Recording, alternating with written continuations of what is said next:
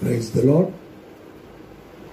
సర్వోన్నతుడైన దేవుని నామమునకు మహిమ, ఘనత, కీర్తి, ప్రభావములు ఆరోపిస్తూ ఉన్నాను. మాకు అత్యంత ప్రియమైన సహోదరి సహోదరులారా, దేవుని యొక్క మహాకృపను బట్టి ఈ దినమున కూడా లైవ్ ద్వారా మీతో దేవుని వాక్యాన్ని పంచుకోవడానికి, సంతోషించడానికి ప్రభు ఇచ్చిన కృపను బట్టి, ధన్యతను బట్టి వేలాది వందనాలు.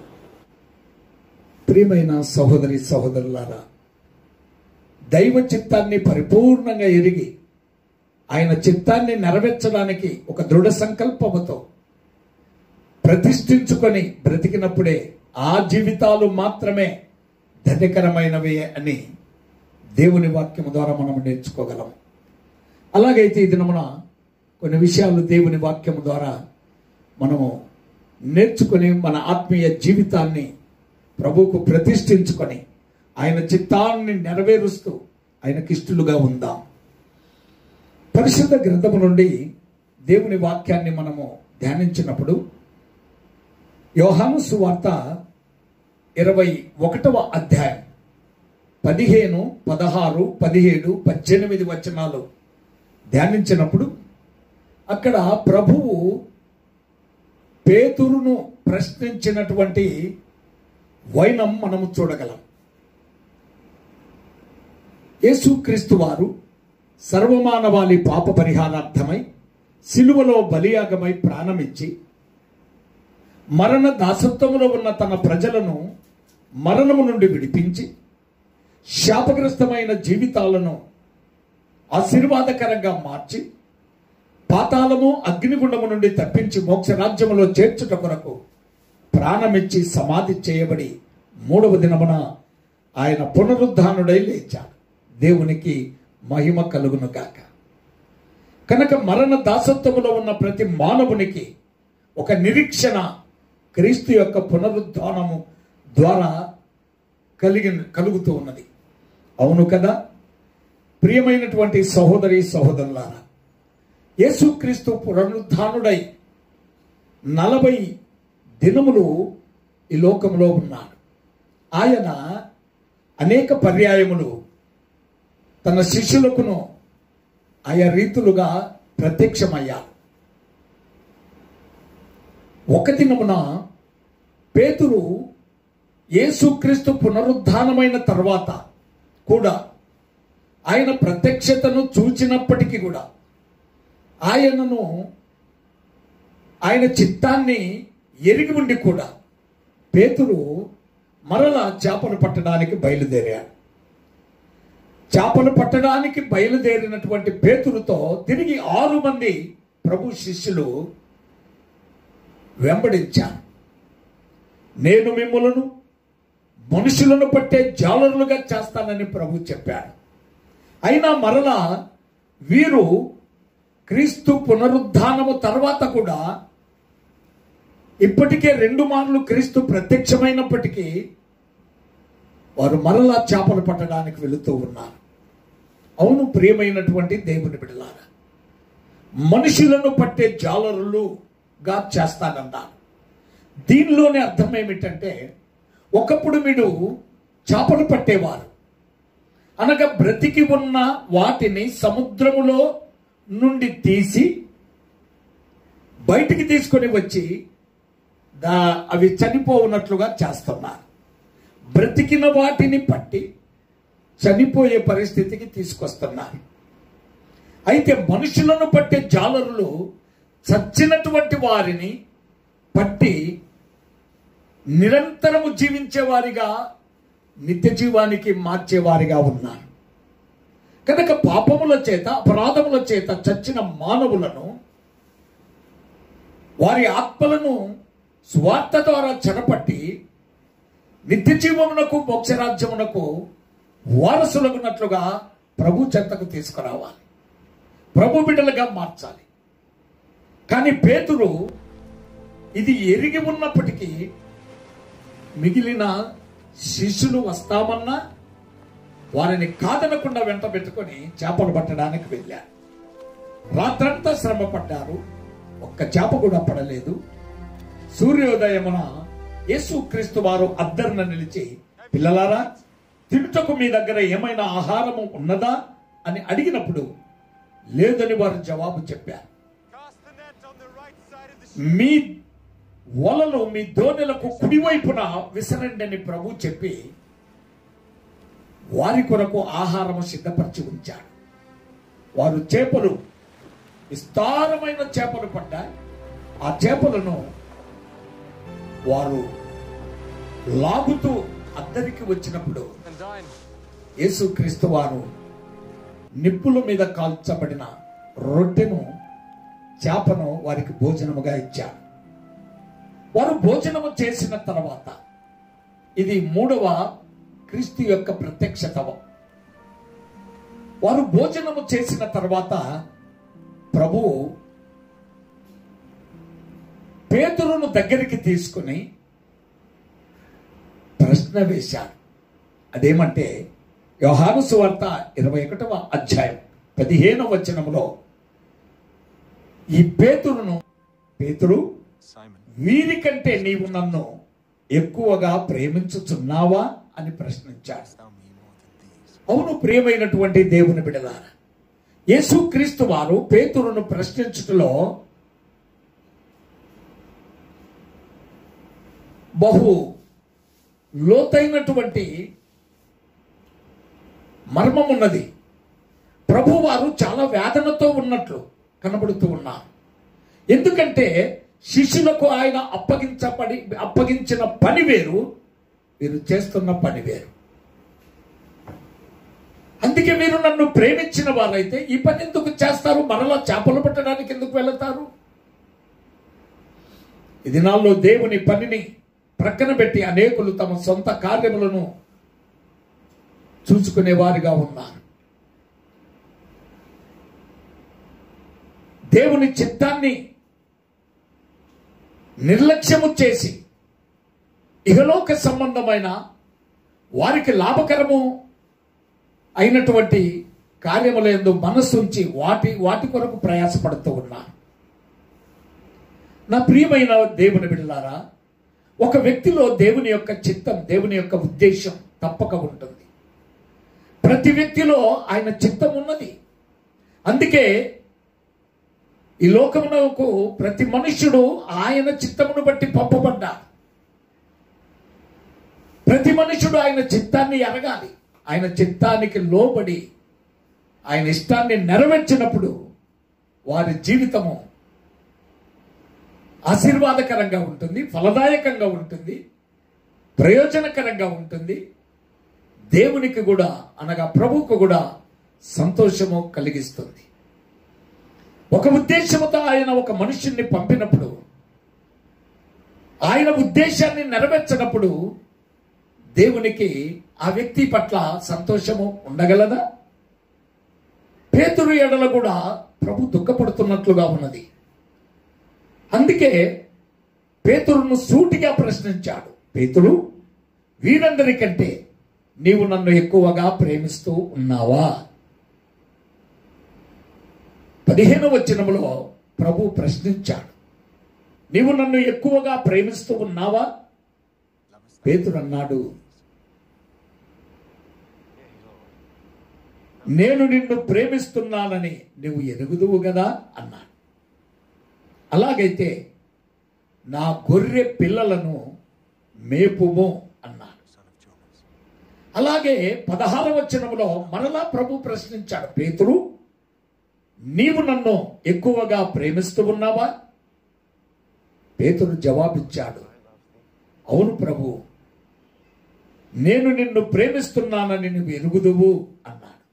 అలాగైతే నా గొర్రెలను కాయుము అన్నాడు. మరలా యేసుక్రీస్తు వారు 18వ వచనములో మనము గమనిస్తే తిరిగి పేతురును ప్రశ్నించాడు, పేతురు, నీవు నన్ను ప్రేమిస్తున్నావా? ఈ 3 సార్లు ప్రశ్నించినప్పుడు పేతురు విసుగుపడ్డాడు, వ్యసన పడ్డాడు. ప్రభువు, నీవు సమస్తము ఎరిగిన వాడవు, నేను నిన్ను ప్రేమిస్తున్నానని కూడా నీకు తెలుసు అన్నాడు. నువ్వెరుగుదువు అన్నాడు. అలాగైతే నా గొర్రెలను మేపుము అని యేసు ప్రభు పేతురుతో చెప్పినట్లు మనము గమనిస్తాం. అవును ప్రియమైనటువంటి దేవుని బిడ్డలారా, ఎవడైనా దేవుణ్ణి ప్రేమిస్తూ ఉన్నాడు అంటే ఆ ప్రేమను బట్టి క్రియలు ఉండాలి. క్రియలు లేకుండా ప్రేమిస్తున్నానని చెబితే ప్రయోజనం ఏమిటి? క్రియలు లేని ప్రేమ, క్రియలు లేని విశ్వాసం మృతమని దేవుని వాక్యం సెలవిస్తుంది. ఇద్దరు భార్యాభర్తలు, నూతన దంపతులు ప్రయాణమై వెళుతూ ఉండగా భర్త మాటి మాటికి ఆ భార్యతో, ఆ కొత్త పెళ్లి కూతురుతో చెబుతున్నాడట, నేను నిన్ను ప్రేమిస్తున్నా, ఐ లవ్ యూ అని. ఇలాగూ చెబుతూ కొంత దూరము వారు కాలినడకన వెళ్ళే సమయంలో, అది ఒక చిన్న కొండ ప్రాంతం, ఒక ఎలుగుబంటి పరిగెత్తుకుని వచ్చిందట. వెంటనే ఈ భర్త పరిగెత్తుకొని, భార్య చేయిని విడిచిపెట్టి పరిగెత్తుకొని వెళ్ళి చెట్టెక్కి కూర్చున్నాడట. భార్య గడగడలాడుతూ ఇక ఎలుగుబంటి చంపేస్తుందని భయముతో ఆ దారిలోనూ ముడుచుకొని కూర్చుందట. ఆ ఎలుగుబంటి పరిగెత్తుకొని వచ్చి చెట్టు మీద ఉన్న వాడిని చూచి, ఇక వీడు నాకు అందడని చెప్పి వెనక్కి వచ్చి ఆ దారిలో ముడుచుకొని బిడియంతో ఉన్నటువంటి ఆ స్త్రీని చూచి ఆమె చుట్టూ 3 సార్లు తిరిగిందట. 3 సార్లు తిరిగి చెవి దగ్గర ఏదో గుర్రు అని చెప్పి వెళ్ళిందట. గుర్రు అని వెళ్ళిందట. అది వెళ్ళిపోయిన తర్వాత ఈమె చనిపోయిందని ఆ ఎలుగుబంటి వెళ్ళిపోయింది. ఆ ఎలుగుబంటి వెళ్ళిపోయిన తర్వాత భర్త దిగొచ్చి ఆమెను లేపాడట. లెగమ్మా, ఎలుగుబంటి వెళ్ళిపోయిందని. ఆమె లేచిన తర్వాత ఇతడు ప్రశ్నిస్తున్నాడట, ఎలుగుబంటి 3 సార్లు నీ చుట్టూ తిరిగి నీ చెవి దగ్గర ఏదో చెప్పి వెళ్ళింది, అదేంటో చెప్పు అంటాడట. ఏం చెప్పుద్దండి? విసిగిస్తూ ఉన్నాడు. ఏం చెప్పిందో నాకు చెప్పాలి అని గద్దించాడట. అప్పుడు ఆ స్త్రీ అన్నదట, అవును నిజమే, ఇలాంటి పనికి మాలిన వ్యక్తిని, వేషధారిని ఎందుకు నువ్వు పెళ్లి చేసుకున్నావు అని చెప్పి వెళ్ళింది అన్నదట.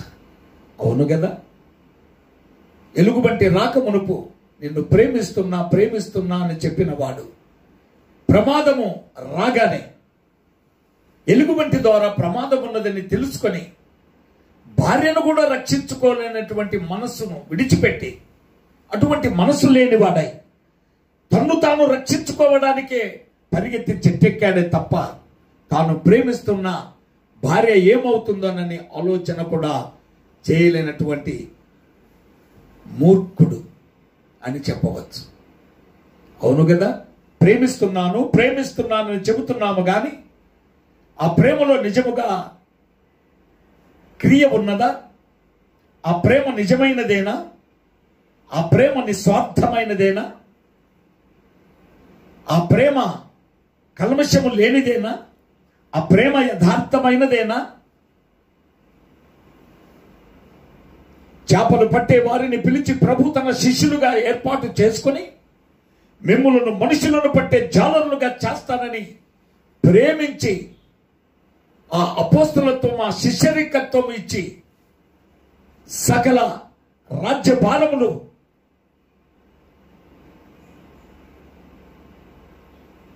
ఆయన భుజముల మీద ఉన్నటువంటి ఆ భారము నిమిత్తము ఆయన శిలువను బలియాగమై ప్రాణమిచ్చి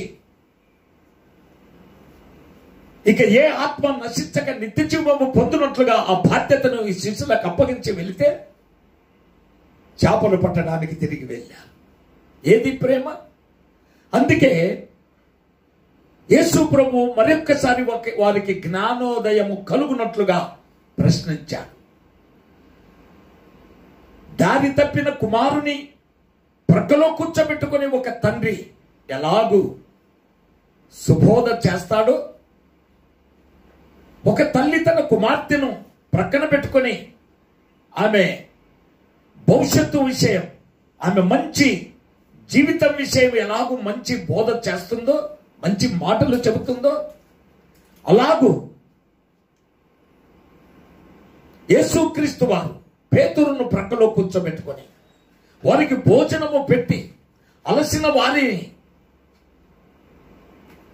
ఆహారం ఇచ్చి సేద తీర్చి ప్రక్కలో కూర్చోబెట్టుకొని ప్రశ్నించాడు, పేతురు, నీవు నన్ను ప్రేమిస్తున్నావా? అవును ప్రియమైనటువంటి దేవుని బిడ్డలారా, మత్తయి సువార్త 7వ అధ్యాయం 21వ వచనంలో దేవుని వాక్యం ఏమి రాయబడిందంటే, ప్రభువా ప్రభువా ప్రభువా అని పిలుచు ప్రతివాడును పరలోక రాజ్యములో ప్రవేశించడు, నా తండ్రి చిత్త ప్రకారము చేయువాడే పరలోక రాజ్యములో ప్రవేశించును అని యేసు ప్రభు వారు చెప్పారు. కనుక ఊరిక ప్రభు ప్రభు ప్రభు అని నేను ప్రేమిస్తున్నాను, నేను ప్రేమిస్తున్నానని, నేను ప్రభువాడని, నేను క్రైస్తవుడను, యేసు ప్రభు నా దేవుడు, నా ప్రభువు అని ఊరికే చెప్పుకోవటం కాదు, ఆయనను ప్రేమించి ఆయన చిత్తాన్ని నెరవేర్చినప్పుడే నువ్వు నిజముగా దేవుని బిడ్డవు, ఆయన్ను ప్రేమించిన వ్యక్తి అవుతావు. నీ ప్రేమలో క్రియ ఉండాలి, అది ప్రభు నేర్పుతూ ఉన్నాడు. అందుకే నా గొర్రె పిల్లలను మేపు, నా గొర్రెలను కాయుము, నా గొర్రెలను మేపుము ఓ చక్కగా అర్థమయ్యేలాగున పేతురుకు బోధించినప్పుడు పేతురుతో ఉన్న 6 మంది కూడా శిష్యులు ఆ బోధన విన్నారు, జ్ఞానోదయమైంది. అవును ప్రియమైనటువంటి దేవుని బిడ్డలారా, దేవుడు కూడా నేను లోకమును ఎంతో ప్రేమించుతున్నానని చెప్పాడు. యోహాను సువార్త 3వ అధ్యాయం 16వ వచనం మనము గమనిస్తే, దేవుడు లోకమును ఎంతో ప్రేమించను అని వ్రాయబడ్డది. దేవుడు చెబుతున్నాడు, నేను లోకాన్ని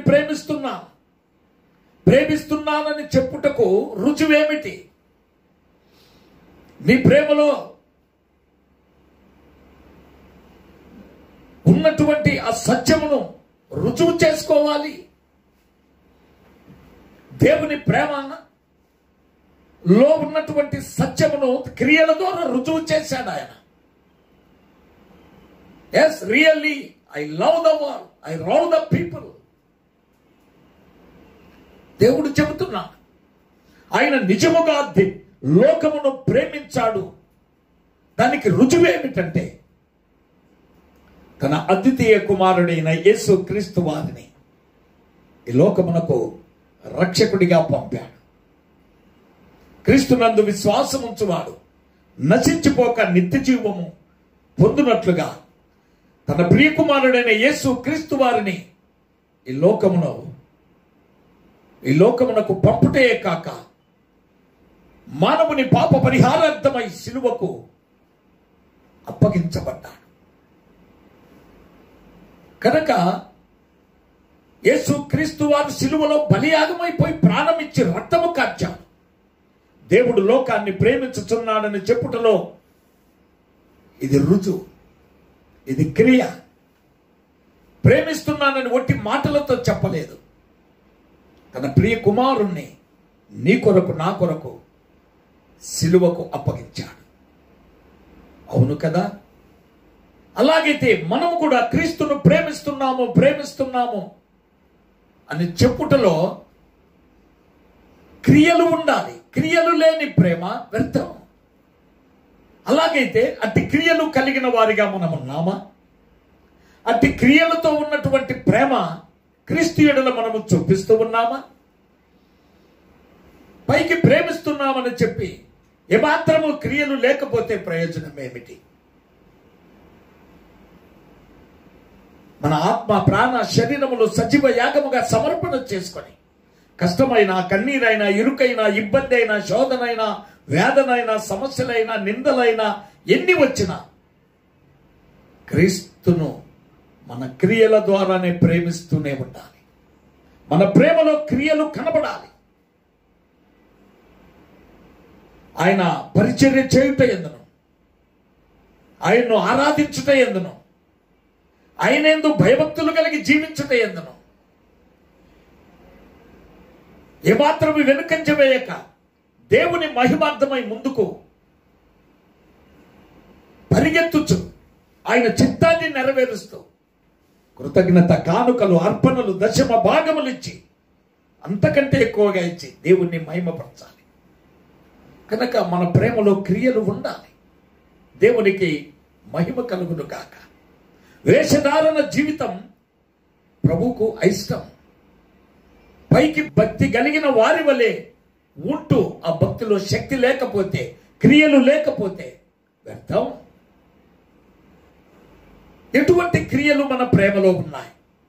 దేవుణ్ణి ప్రేమిస్తున్నాము, ప్రభువును ప్రేమిస్తున్నామని చెప్పుచున్న మనలో క్రియలు ఉన్నాయా?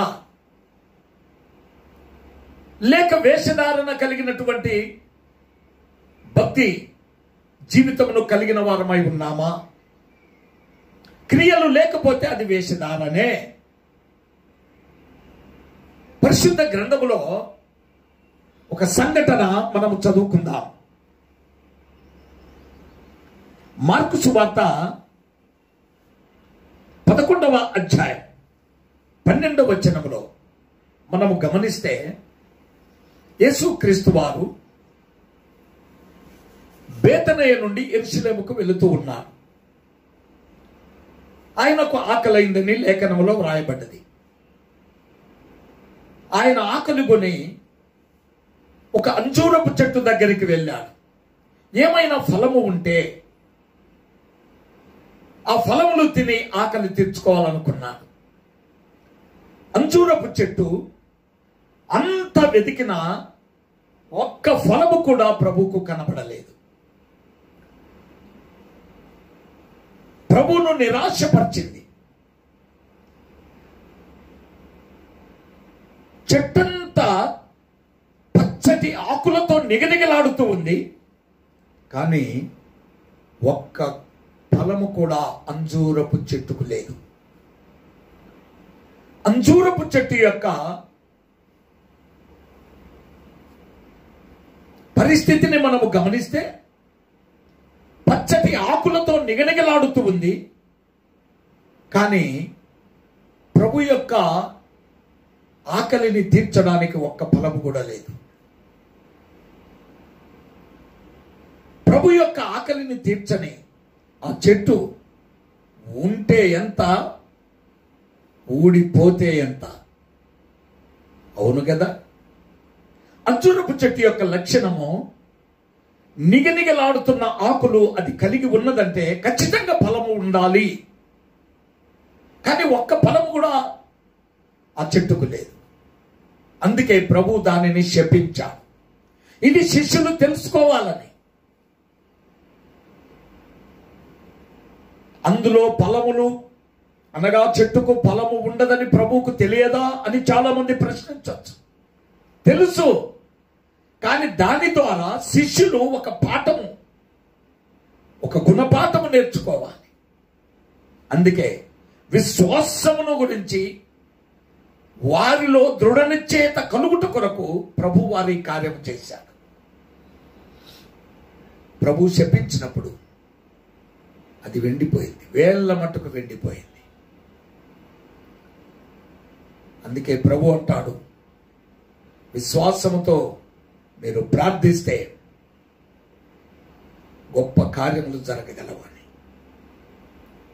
నా ప్రియమైనటువంటి దేవుని బిడ్డలారా, కనుక ప్రభు యొక్క ఆకలిని తీర్చని చెట్టు అది ఎంత నిగనిగలాడుతూ జీవిస్తే ఏం ప్రయోజనం? అది వేషధారణతో కూడినదై ఉన్నట్లుగా మనము గమనించగలం.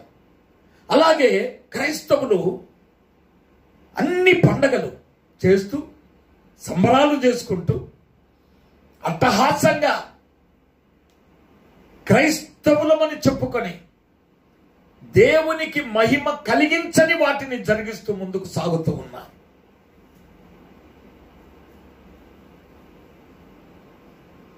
క్రైస్తవుడని పేరు పెట్టబడిన వాడు క్రీస్తు అవసరతను తీర్చగలిగిన వాడిగా ఉండాలి.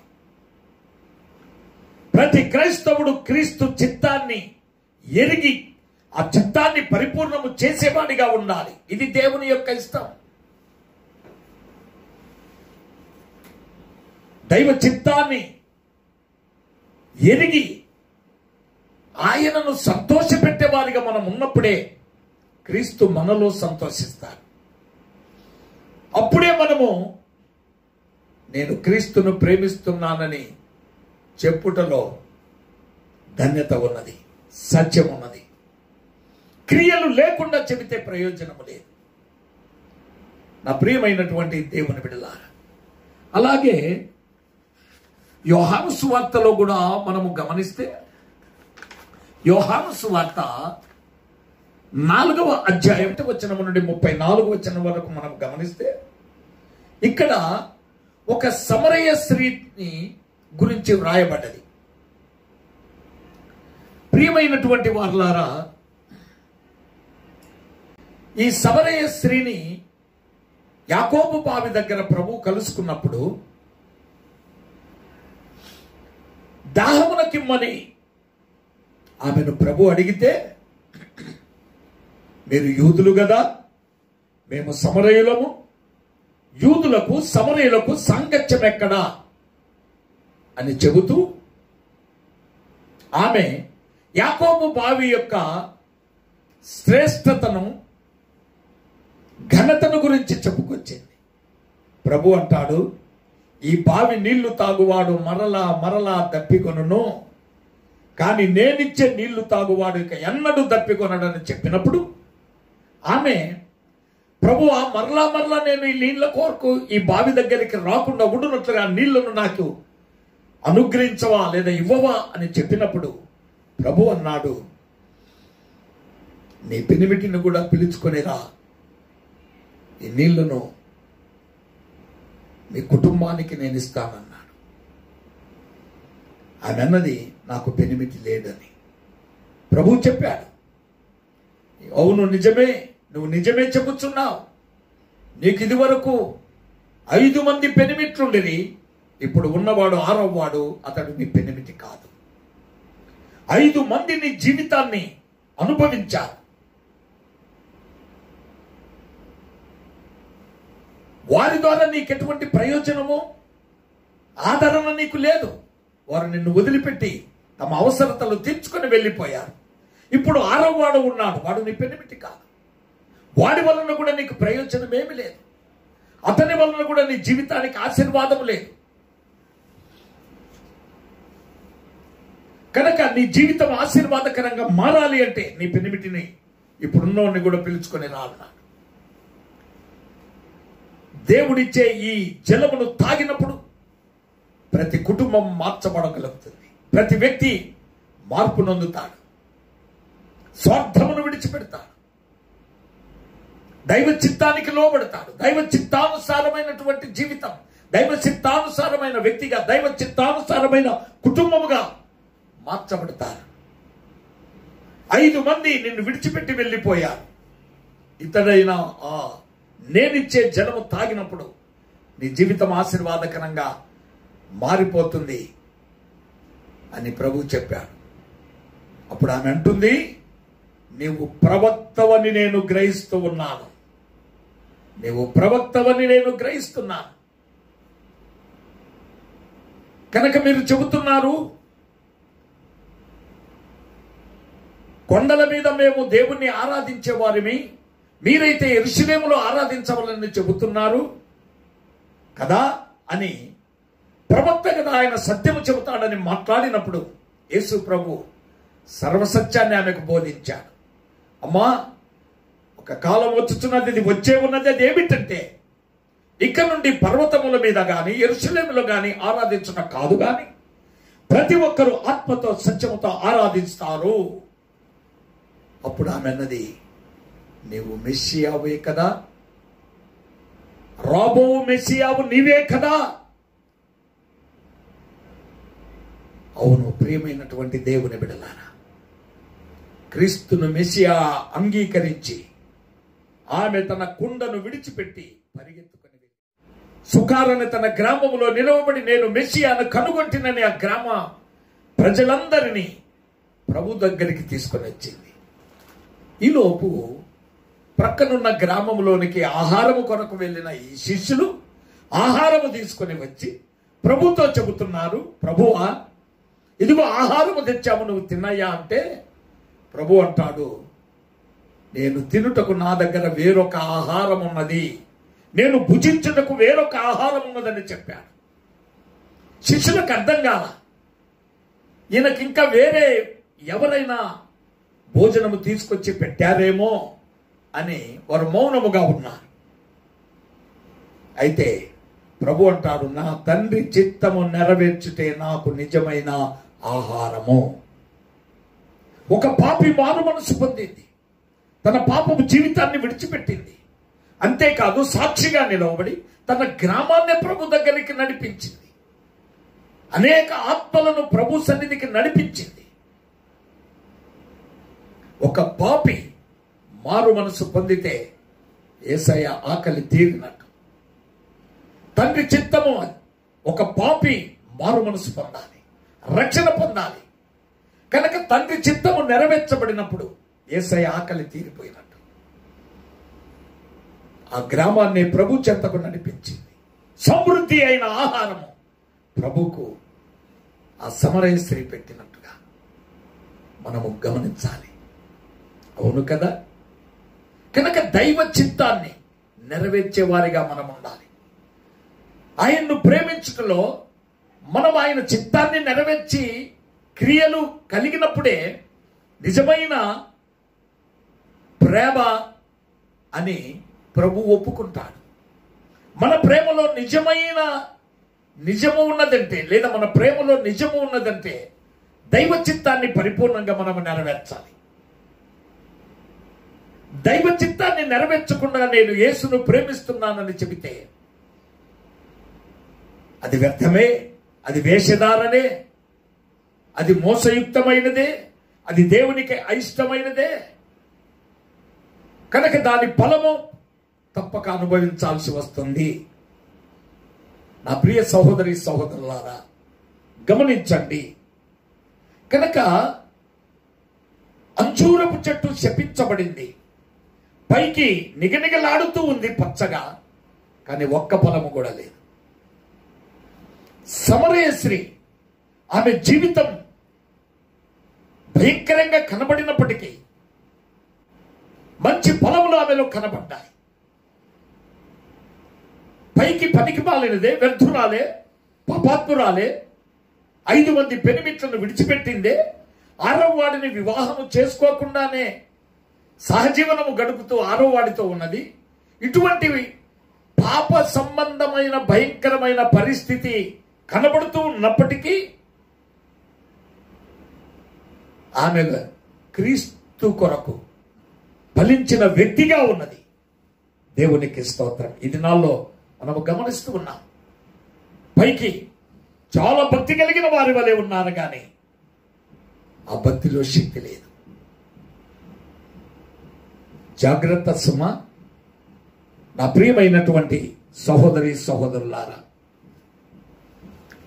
యేసు క్రీస్తు వారు సిలువలో బలియాగమై యవన కాలంలోనే తన ప్రాణం మన కొరకు పెట్టాడు. తన పరిశుద్ధ రక్తమును మన కొరకు కార్చాడు.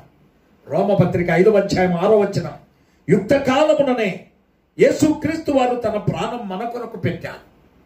అవును కదా? తన యవ్వన రక్తమును మనందరి కొరకు కార్చాడు.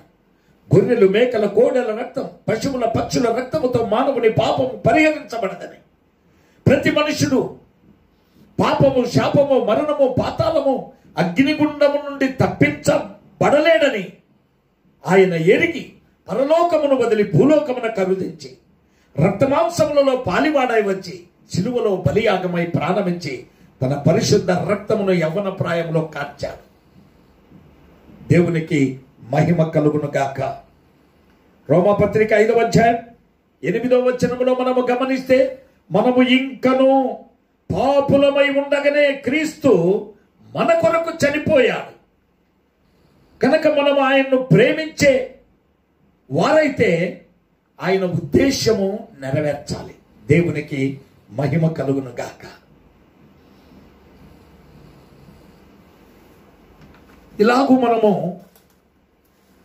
దేవుని వాక్యాన్ని గమనించి వాక్యానికి లోబడి క్రీస్తును నిజంగా యథార్థతతో ప్రేమిస్తూ ఆత్మతో సత్యముతో ఆరాధిస్తూ ప్రతిదినము ఆయన చిత్తాన్ని ఎరిగి ఆయన చిత్తానికి సమర్పణ చేసుకొని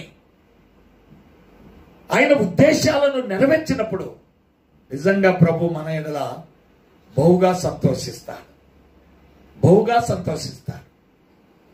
కానీ మనుషులు, క్రైస్తవులు అనబడిన వారు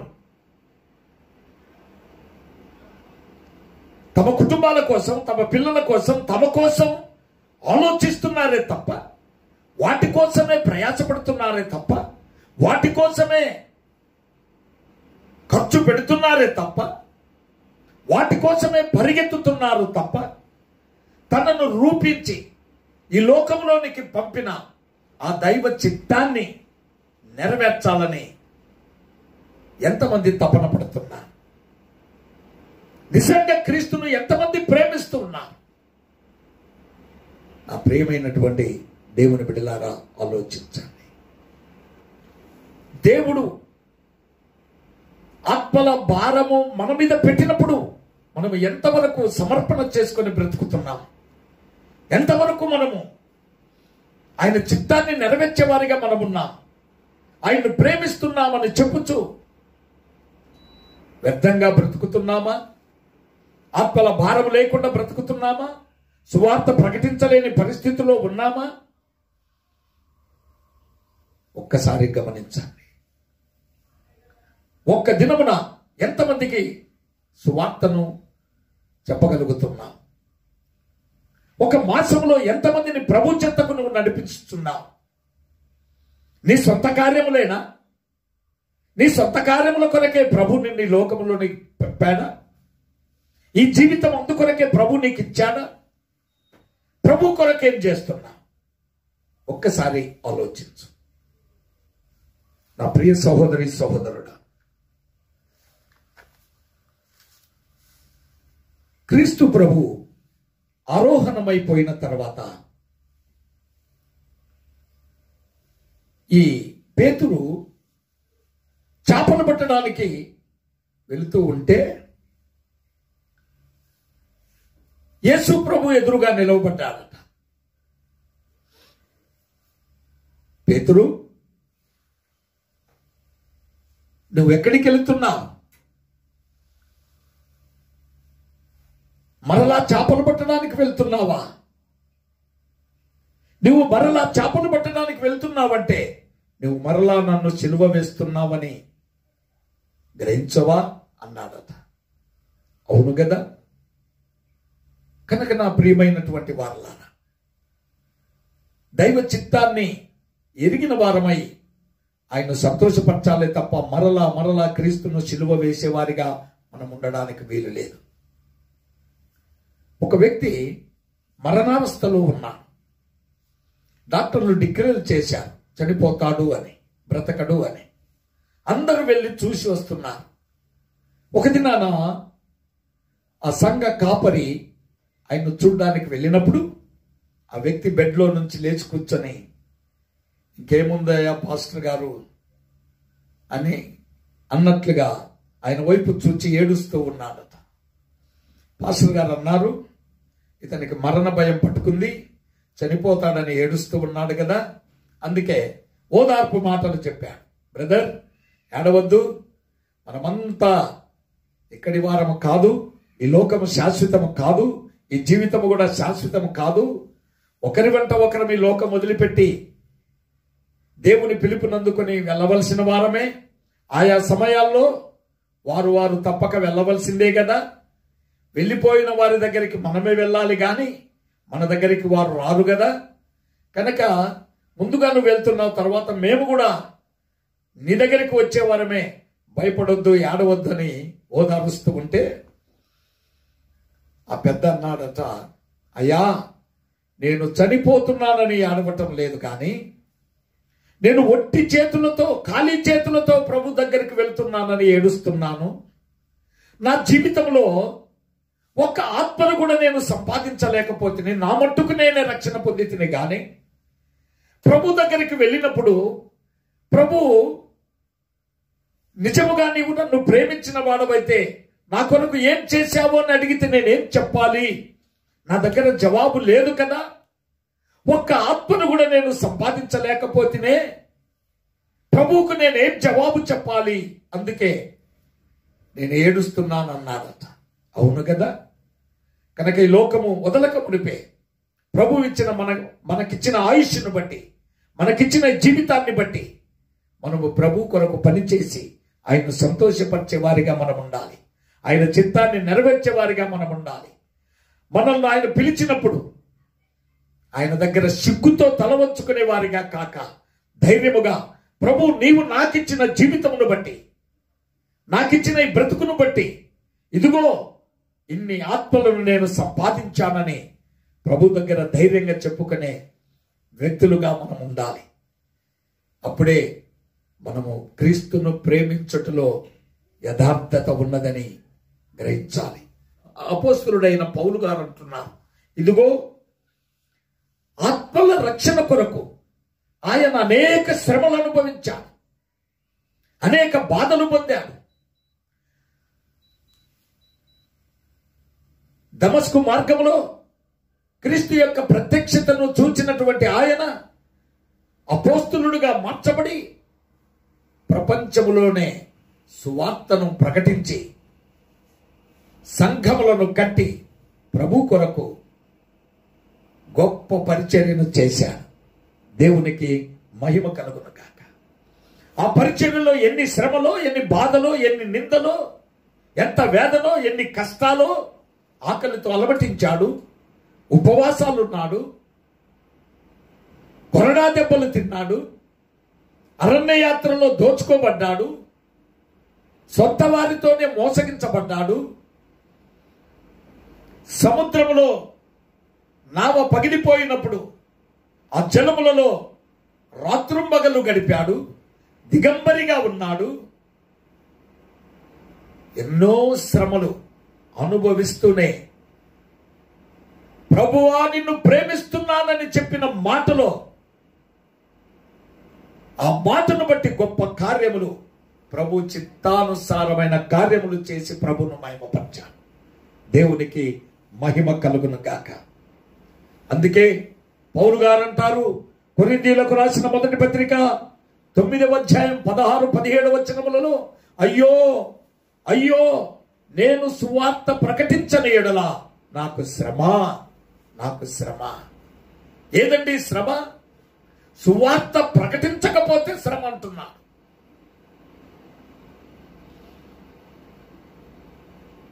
సువార్త ప్రకటించకపోతే ఆయనకు ఆయాసం, ఆయనకు బాధ, ఆయనకు వేదన, ఆయనకు మనో దుఃఖం. అవును కదా. ఆ సువార్తను ఉచితంగా ప్రకటించుటే నా జీతం అంట. ఈ దినాల్లో మనము గమనిస్తే సువార్త ప్రకటించితే నాకు శ్రమ అనేవారున్నా, శ్రమలను బట్టి సువార్త ప్రకటించకుండా దూరం అయిపోయేవారున్నా.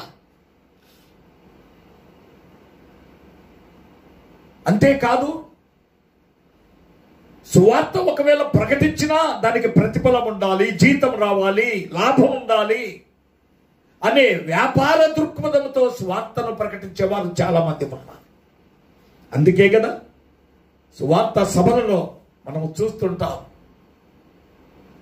అది వ్యాపారపు సభలుగానే ఉన్నాయి తప్ప ఆత్మల భారము కలిగి ఆత్మల సంపాదన కొరకు పెట్టిన సభలుగా కనిపించటం లేదు. దోపిడి దోపిడి దోపిడి, వ్యాపారం వ్యాపారం వ్యాపారం. ఇది దైవ చిత్తానుసారమైనదా? ఇది దేవునికి ఇష్టమైనదా? సువార్థికుడు గాని, సంఘ కాపరి గాని, ఒక విశ్వాసైన గాని దేవుణ్ణి ప్రేమిస్తున్నామంటే ఆ ప్రేమలో నిర్వచనం ఏమిటంటే ఆత్మల రక్షణ. ఆత్మలను రక్షించటంలోనే దేవుణ్ణి ప్రేమించటం అనేది కనబడుతుంది. ఎవడైనా ఒక్క ఆత్మనైనా రక్షించకపోతే దేవుణ్ణి ప్రేమిస్తున్నానని చెప్పాడంటే అతడు వ్యర్థుడే. కనుక క్రీస్తును ప్రేమిస్తున్నానని చెప్పే ప్రతి ఒక్కడు కనీసము కొన్ని ఆత్మలైనా ప్రభు చెంతకు నడిపించాలి, వాటిని మేపాలి, వాటిని కాయాలి. ఇది ప్రభు పేతురుకు నేర్పిన పాఠం. అలాగైతే పేతురును ప్రశ్నించిన ప్రభు నిన్ను ప్రశ్నిస్తూ ఉన్నాడు. నీవు నన్ను ప్రేమిస్తున్నావా? ఈ వాక్యం వీక్షిస్తున్న నా ప్రియ సహోదరి సహోదరులారా, మిమ్ములను ప్రభు ప్రశ్నిస్తే మీ దగ్గర జవాబేమిటి? ఎన్ని ఆత్మలను మీరు రక్షించారు? నిజముగా మీరు క్రీస్తును ప్రేమించే వారైతే ఈ పని మీరు చేస్తున్నారా? ఒక్కసారి ఆలోచించండి. ఇది సూటిగా పరిశుద్ధాత్మ దేవుడు ఈ దినమున ప్రశ్నిస్తున్నాడు. ఆత్మలు రక్షించలేక క్రీస్తును ప్రేమిస్తున్నామని చెప్పి ఒక్క ఆత్మను కూడా రక్షించక అనేకులు లోకాన్ని వదిలిపెట్టి వెళ్ళిపోయిన వారు ఉన్నారు. అటువంటి వారి వలె మనం ఉండకూడదు. ఏ జామో, ఏ గడియో, ఏ దినమో ఈ లోకం వదిలిపోతాము, తెలియదు. ప్రభు ఎప్పుడు వస్తాడో తెలియదు. కనుక సిద్ధపాటు కలిగిన వారమై ప్రభు పని మీద మనసు పెట్టుకొని సమర్పణ చేసుకొని మనం బ్రతుకుదాం. కొరింథీయులకు రాసిన మొదటి పత్రిక 9వ అధ్యాయం 20వ వచనములో అపోస్తలుడైన పౌలు గారు చెబుతున్నారు, యూదులకు యూదుడునై, ధర్మశాస్త్రము లేని వారికి అది లేనివాడనై, బలహీనులకు బలహీనుడనై, ఏ విధము చేతనైనను కొందరినైనా రక్షింపవలనని అందరికీ అన్ని విధముల వాడనైతిని అని పౌలు గారు చెప్పారు. కనుక అటువంటి అనుభవం ప్రతి ఒక్కరిలో ఉండాలని మనసారా కోరుకుంటూ పరిశుద్ధాత్మ దేవుని చిత్తానికి సమర్పణ చేసుకోవాలని ప్రార్థిస్తూ ఉన్నాను. గతంలో మేము తూర్పుగోదావరి జిల్లాలో ఎక్కువగా సేవ జరిగించాం. ఆ ప్రాంతంలో ఉన్న మా ప్రియులు తాపేశ్వరంలో మండపేట దగ్గర గొప్ప దైవ సేవ జరిగిస్తున్నటువంటి దైవజనులు డాక్టర్ మూర్తి గారు, అలాగే కాలేరులో దేవుని పిలుపునందుకొని దేవుని మహిమలో ప్రవేశించిన దైవజనులు అభిషేక్తులు రెవరెండ్ ప్రదీప్ అయ్య గారు, బ్యాప్టిస్ట్ చర్చి దైవజనులు ఆయన. ఆ ప్రాంతంలోకి వెళ్ళినప్పుడు కాలేరులో సభలు జరిగే సమయంలో పగటిపూట చుట్టుపక్కల ప్రాంతాలలో సువార్త ప్రకటించడానికి మనల్ని తీసుకుని వెళ్ళేవారు. ఒక దినాన ఆ కాలేరు ప్రక్క ప్రాంతంలోనికి వెళ్ళినప్పుడు ఒక చిన్న గుట్ట లాంటిది చూపించాడు ఆయన. అయ్యగారు, ఈ చిన్న ఎత్తైన స్థలము ఏమిటో మీకు తెలుసా అంటే మేము తెలియదని చెప్పాము. ఆయన అక్కడ జరిగిన లేదా ఆ గుట్ట యొక్క విశేషమును ఆయన మాకు తెలియజెప్పారు. ఏమిటంటే, ఆంధ్ర క్రైస్తవ కీర్తనల్లో అనేక కీర్తనలు రాసి దేవుణ్ణి మహిమపరిచి ఆ ప్రాంతంలో పూర్వపు దినాల్లో బహు గొప్ప సేవ జరిగించినటువంటి ఒక వ్యక్తిని గురించి మాకు ఆయన తెలియజెప్పాడు. ఆ వ్యక్తిని సువార్త ప్రకటిస్తూ ఉంటే అక్కడి వారు ఆయన్ను బంధించి తీసుకుని వెళ్ళి ఆ గుట్ట మీద నిలవబెట్టారట. ఆయన కాళ్లకు బొండా వేశారు. తర్వాత తలపైన పెద్ద బండ పెట్టి అక్కడ ఆ గుట్ట మీద నిలవబెట్టారట. అప్పుడు కింద కదలడానికి వీలు లేదు. తలపైన పెద్ద బండ, ఆ బండను 2 చేతులతో పట్టుకొని అది పడకుండా ఆ బోండాలో కాళ్ళు ఇరికించబడి ఉంటే కదలలేని స్థితి. ఆయన ఆ గొప్ప శ్రమ, ఘోరమైన శ్రమను అనుభవిస్తూ దేవుణ్ణి స్తుతించి మహిమపరుస్తూ పాట పాడారట. అదేంటంటే, దేవుని ప్రేమ ఇదిగో జనులారా భావంబునను తెలుపరే, కేవలము నమ్ముకొనినా పరలోక జీవంబు మనకబ్బును. దేవునికి మహిమ కలుగును గాక. ఆ పాట పాడి దేవుణ్ణి మహిమపరుస్తూ ఉంటే నిజముగా ఆ స్థలం అంతా దేవుని మహిమతో నింపబడిందట. అనేకులు యేసు క్రీస్తే నిజమైన దేవుడిని నమ్మారట.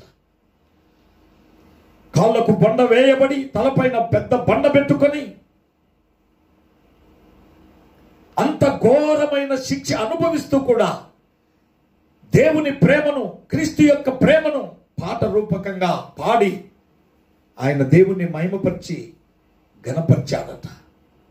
ఆ మహా దైవజనుడు, ఆ మహా వ్యక్తి గొల్లపల్లి నతనేయులు గారు. కనుక ప్రియమైన దేవుని బిడ్డలారా, సువార్త విషయంలో ప్రాణాలు పెట్టారు, హతసాక్షులుగా మారారు, అనేకులు శ్రమలు అనుభవించారు. అలాగైతే నీవు నేను ఏం చేస్తున్నా? దైవ చిత్తానికి మనము లోబడి ఉన్నామా? దైవ చిత్తాన్ని నెరవేరుస్తూ ఉన్నామా? క్రీస్తును ప్రేమిస్తూ ఉన్నామా? పేతురును ప్రభు అడిగాడు, పేతురు, నీవు నన్ను ప్రేమిస్తున్నావా? నీవు నన్ను ప్రేమిస్తున్నావు అన్నట్లయితే నా గొర్రెలను కాయాలి, నా గొర్రెలను మేపాలి, నా గొర్రె పిల్లలను కూడా మేపాలి. పిల్లలైనా పెద్దలైనా వారిని క్రీస్తు యొక్క వాక్యము ద్వారా బలపరచాలి. వారిని తప్పిపోకుండా కాపాడి దేవుని యొక్క పరిచర్యలో పాలిభక్తులుగా చేసి దైవరాజ్యానికి మనము నడిపించాలి. అదే క్రీస్తును ప్రేమించుటలో ఉన్న సత్యం, సర్వసత్యం. కనుక ఈ సత్యాన్ని పేతురుకు బయలుపరిచినప్పుడు పేతురు కళ్ళ కిందలుగా సిలువ వేయించబడు ప్రభు కొరకు హతసాక్షిగా మారి ప్రాణాలు పెట్టాడు. అలాగైతే ప్రియ సహోదరి సహోదరుడా, ఈ లోకం శాశ్వతమా? ఈ జీవితం శాశ్వతమా? ఎంతకాలం ఈ లోకంలో ఉంటాం? ఈ లోకం మొదలక మునిపే నిజముగా నీవు క్రీస్తును ప్రేమించుతున్నట్లయితే ఎన్ని ఆత్మలను ప్రభు చెంతకు నడిపిస్తున్నా? ఎంత డబ్బు ప్రభు కొరకు ఖర్చు పెడుతున్నా? పరిచర్యలో పాలిభాగస్తుడుగా ఉన్నావా? దేవుని మందిరంలో పరిచర్య జరిగిస్తూ ఉన్నావా? దైవజనులకు సహకారం అందిస్తున్నావా? నువ్వు వెళ్ళకపోతే వెళ్ళే వారినైనా ప్రేమించే సహకారం అందిస్తూ ఉన్నావా?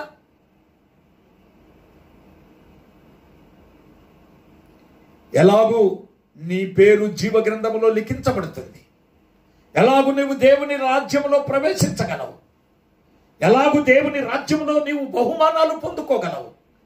ఎలాగూ దేవుని రాజ్యంలో మెప్పు పొందుకుంటావు. బలా నమ్మకమైన దాసుడాని ప్రభు నీతో ఎలా చెప్పగలడు?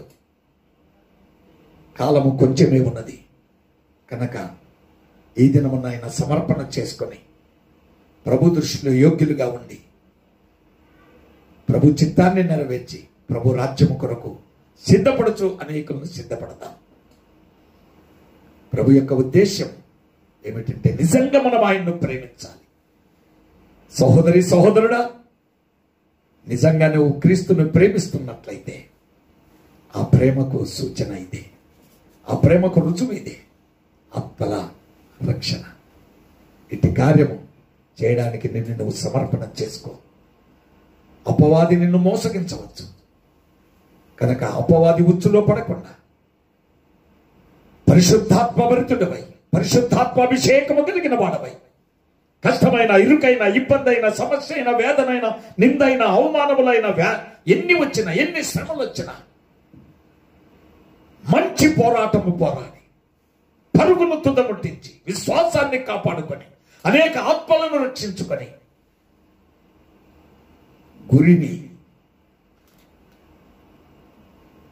గురి యొద్దకే మనము పరిగెత్తి దానిని నెరవేర్చుకొని ప్రభు చేత మెప్పు పొందుకుందాం. ప్రభు రాజ్యం కొరకు సిద్ధపడదాం. ప్రభు రాజ్యములో బలా నమ్మకమైన దాసుడిగా పేరు పొందుకో. దేవుడు నిన్ను ప్రేమిస్తున్నాడు. నీవు ప్రేమిస్తున్నట్లయితే నీ ప్రేమలో ఉండవలసిన క్రియలు ఇవి. అట్టి క్రియలు కలిగిన వారమై ఉండాలని మిమ్మల్ని బ్రతిమలాడుతూ మంచి పోరాటము పోరాడే ఈ పరిచర్యలో మీ సహకారం అందించండి. మనమందరము కలిసి దైవరాజ్యమును విస్తరింపచేద్దాం. ఆత్మలను రక్షించుదాం. ప్రభు రాకడ దినమున ప్రభుకు అప్పగించుదాం. ప్రభు మనలందరినీ దీవించి ఆశీర్వదించి తన ఆత్మచేత అభిషేకించి వర్ధిల్ల చేయునుగాక. నీ ప్రేమలో ఇటువంటి పరిపూర్ణతను ప్రభు నింపునుగాక. ఆమేన్. చిన్న ప్రార్థన చేసుకుందాం. ప్రభువా, మీకు వందనాలు. నిజముగా మేము మిమ్మల్ని ప్రేమిస్తున్నామంటే మా ప్రేమలో క్రియలు ఉండాలని, అదే ఆత్మల భారము కలిగిన వారమై ఆత్మల రక్షణ కొరకు పరిగెత్తి వారిగా ఉండాలని, ఆత్మలను సంపాదించాలని మీరు హెచ్చరించారు.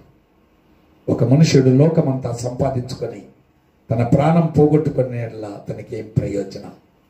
కనుక ఎన్ని సంపాదించిన వ్యర్థమే, మా వెంట ఏమీ రావు. కనుక ఆత్మలను రక్షించి మీ ఆగమన దినమున అప్పగించడానికి సహాయం చేయమని ప్రతి ఒక్కరిని అట్టి పరిశుద్ధతలో, అట్టి అభిషేకముతో, అట్టి రోషము కలిగిన జీవితమును అనుగ్రహించి మీ నామ ఘనత కొరకు మంచి పోరాటము పోరాడే వ్యక్తులుగా ఉండునట్లుగా ప్రతి ఒక్కరిని దీవించమని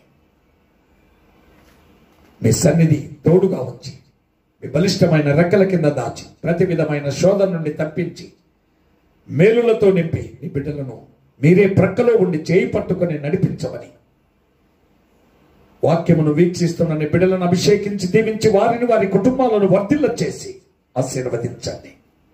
ప్రతి ఒక్కరి సమస్య యేసు నామములో తొలగిపోవును కాక. వ్యాధి బాధలు వెళ్ళిపోవును కాక. దురాత్మ దుష్ట శక్తులు, పీడ పిశాచ శక్తులు పడిపోవును కాక. ప్రతి ఒక్కరు నిబ్బరము కలిగిన వారే నిన్ను ప్రేమిస్తూ మిమ్మను మహిమపరుస్తూ మీ చిత్తాన్ని నెరవేరుస్తూ నీ చేతిలో బలమైన పాత్రలుగా, యజమానుడు వాడుకునే పాత్రలుగా, సంఘములో స్తంభములుగా ఉండునట్లుగా సహాయం చేయమని అడుగుతాం. మా రాష్ట్రము, మా దేశము, నాయకులు, అధికారులు, దైవజనులు, విశ్వాసులు అందరినీ దీవించమని మా ప్రభు అయిన యేసుక్రీస్తు వారి దివ్యనామములో అప్పగించుకొని ప్రార్థించి వినయముతో వేడుకొనుచున్నాము తండ్రి. ఆమేన్. మన తండ్రి అయిన దేవుని ప్రేమయు, మన రక్షకుడు విమోచకుడైన యేసుక్రీస్తు వారి నిత్య కృపయు, పరిశుద్ధాత్మ దేవుని అన్యోన్య సహవాసం నిత్యము నిరంతరము ఆయన్ను ప్రేమించుచున్న మనందరికీ తోడుగా ఉండి నడిపించునుగాక. ఆమేన్. హల్లెలూయా. అందరికి వందనాలు. దేవుడు మిమ్మల్ని దీవించునుగాక. అలాగే మా కొరకు ప్రార్థించండి. మీ అందరి కొరకు మేము ప్రార్థిస్తూ ఉన్నాం. ప్రభు గొప్పవాడు, దయామయుడు. మిమ్మలను పట్టుకొని ఆయన తన మార్గంలో నడిపిస్తూ మిమ్మల్ని ఆశీర్వదించునుగాక అని నేను ప్రార్థిస్తూ లైవ్లో వీక్షిస్తున్న మీ అందరికి మరొకసారి వందనాలు చెబుతూ, మెసేజ్లు చూడాలంటే ఎపఫ్రారావు లైవ్ అని టైప్ చేయండి. అలాగే యూట్యూబ్లో వీక్షించాలనుకుంటే మెస్సియా మినిస్ట్రీస్ గిద్దలూరు అని టైప్ చేయండి. యూట్యూబ్లో మరి ఛానల్ను సబ్స్క్రైబ్ చేయండి. నా సెల్ నెంబర్ నోట్ చేసుకోనండి. 9010567001. అలాగే ఇంకొక నెంబర్ 7981017996. దేవుడు మిమ్ములను, మీ కుటుంబాలను ఆశీర్వదించునుగాక.